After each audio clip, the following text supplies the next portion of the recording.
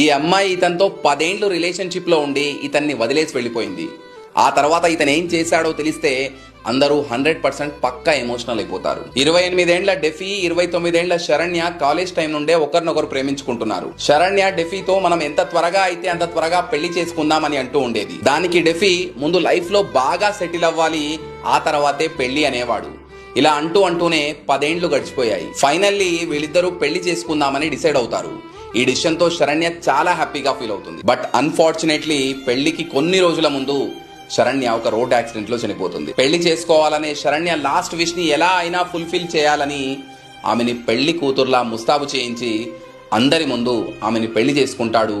శాశ్వతంగా ఆమెకు వీడ్కోలు పలుకుతాడు. ఈ స్టోరీ లైఫ్ ఎప్పుడు కూడా పర్ఫెక్ట్ మూమెంట్ కోసం వెయిట్ చేయదు అని అర్థమయ్యేలా చేస్తుంది. అందుకే లైఫ్ లో ఏం చేయాలనుకున్నా, studies, career, job, love, marriage, ఏ విషయంలో అయినా లేట్ అవ్వకుండా చూసుకోండి. రైట్ టైంలో రైట్ డిసిషన్ తీసుకోండి. అండ్ మిమ్మల్ని మీ లైఫ్లో రైట్ ట్రాక్లో నడిపించడానికి పేజ్ చాలా యూస్ఫుల్ అవుతుంది. అందుకే మర్చిపోకుండా ఫాలో అయిపోండి.